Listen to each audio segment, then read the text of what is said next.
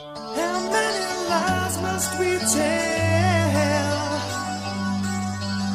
How many lies must we see? How many times must we say it's for the best and leave truth as the casualty? Hello everyone, today is March 12th, 2011, and we're so glad you could come into the pre-conference crawl program of the 6 screens of the Watchtower. My name is Rick Fearon, and I have my beautiful wife and helper here with me tonight, and she helped me a lot putting a lot of the research together for these programs. So we're glad that you could be with us, and tonight we've got a very interesting program coming up at our 7 o'clock hour. Boy, I came across in the Creation book, a 1927 publication, Watchtower publication, that was the most blasphemous picture that I've ever seen, devious picture, you could say, lewd, rude picture I've ever seen in the Watchtower, and we'll be discussing that tonight. And if you get on to the 6 Screens website, right on the home page, you'll be able to see that picture I'm talking about. A homosexual act, it appears to be being performed right behind the cross of Jesus. You've just heard the voice of grandstanding sensationalist, ex-Jehovah's Witness drama queen extraordinaire, Rick Fearon. Mr. Fearon has a website called the 6 Screens of the Watchtower. Whatever the hell that means. It's a crazy place. Mr. Fearon claims his mission is to expose the real truth behind the destructive cult known as the Jehovah's Witnesses, and every 2 weeks, Mr. Fearon hosts a conference call in which he invites the cast of One Flew Over the Cuckoo's Nest to discuss topics centered around Jehovah's Witnesses. Tonight I had to go wear my bicycle down the bike lane to get to a secluded place just so no one can hear me, because otherwise my life will be threatened by a witness that claims to be and is my wife at the time, so she divorces me. I fear for my life, that even by calling in, I fear for my life. He touts his conference call as the first and most popular, and claims his show is the hub of all the latest in the Watchtower world. That's funny, because everyone knows freeminds.org is the best source of accurate, credible information concerning the Watchtower Society. Anyway, Mr. 6 Screens, whatever the hell that means, posted a thread on jehovahswitness.net, an ex-Jehovah's Witness discussion forum, claiming to have discovered a nude perverted picture in an old Watchtower publication, the Creation book. Mr. Fearon staunchly asserts the illustration depicts an unnatural sex act being performed behind the cross of Christ and labels it blasphemous and defiling. Then he proceeds to plug his semi-monthly call-in show in which this image is going to be discussed. Here's the image we're talking about. Well, okay, at first glance, the picture would seem to depict 2 men touching homoerotically, and of course the ignorant, irrational, bigoted, homophobic mind would readily jump to the kind of conclusion Mr. Fearon is trying to lead us to. Because some people are perpetually and willfully ignorant and willing to be convinced of anything that supports their narrow beliefs, their preconceived notions and prejudices, and they can't be bothered with things like, research and fact-checking. After Mr. Fearon posted his little rave on JWN about homosexual butt sex being graphically portrayed in a Watchtower publication, more than a few responsible, rational, mature, objective-minded posters chimed in to bring to Mr. Fearon's attention that he'd once again gone off into left field. It was pointed out that the artwork was not a Watchtower Society illustration, but a piece called The Crucifixion Christi by German symbolist painter Max Klinger.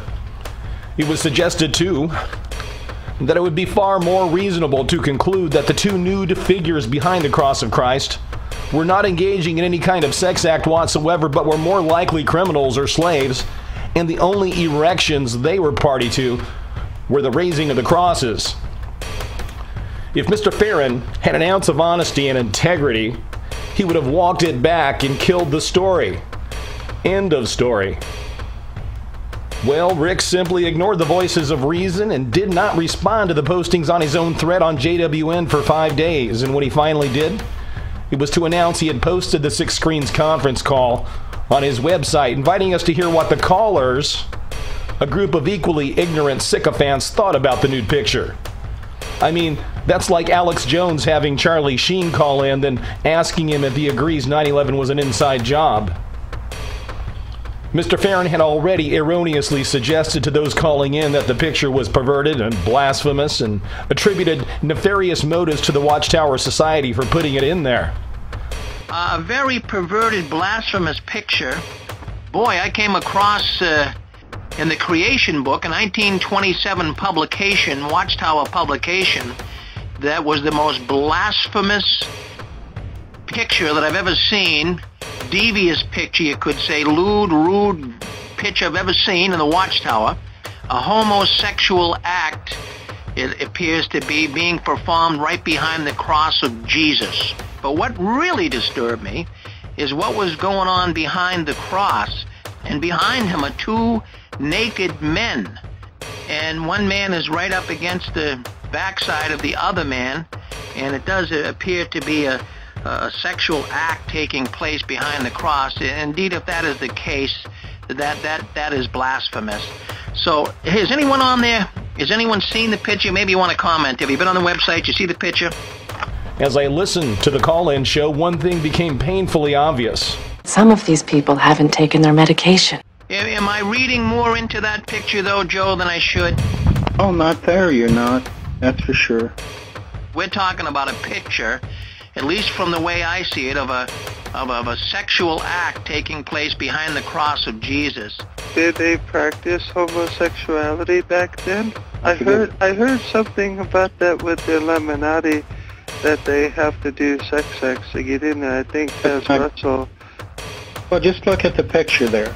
Let that picture speak for itself. Hi, Tom. Hi, this is Michelle again. Rochelle, what would you like to say? Oh, I was just gonna say, I was just adding on to what Tom and what the other gentleman was saying about the whole Illuminati thing. I've heard about that also. I think you've gone round the bend. We'll bring that up in a while. Let's stay right on the subject at hand here right now. There's a lot of nudity going on. I mean, this was the grossest picture of all, but I mean, has anyone else there saw the picture? I just want a few people just to say, Rick, it sounds like he practiced perversion, for sure. You're way round the bend. there is definitely something going on.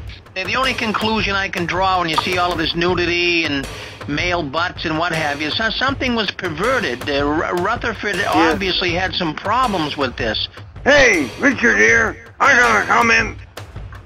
Rutherford did not draw these, or nobody bevel drew these pictures. The one here by Max Klinger. But the pictures themselves are drawn by famous artists. Well, Richard, I'm glad you brought that up because these aren't pictures done by the Watchtower. I wanted to insert that in. These are religious pictures done by various artists, but, well, why would they choose a picture that actually would show two males in the back of Jesus' cross look like they're performing some type of an act? I mean, this is ridiculous. That's a good point. Sounds to me the man was very perverted. Let's chime in. Let's chime in on this. Any more thoughts on it? What do you guys think? Yeah, Rick, I was going to tell you, I happened to see the picture too today on jw.net. So I did see the picture, and it was pretty crazy. Rutherford was a nutcase. Yeah, he was, I think he had mental illness. Matter of fact, when you look at his old videos, look in his eyes, they look satanic. My father had the same look in his eyes when he'd go crazy. If man wasn't right, his elevator never reached to the top floor of what I understand. Hey, anyone else want to say something about these pictures? Are they disturbing, or can you live with them? Yes, they are disturbing. And even the whole idea of Bethel is crazy now that I can look at it. If you think about a bunch of young, healthy men all living together, this is what you're going to have. Wow. I just totally think that's demonic. It's Lord of the Flies in there. I told you they were hysterical. This picture is disgusting. No, you're absolutely right. We're talking about sexual innuendo.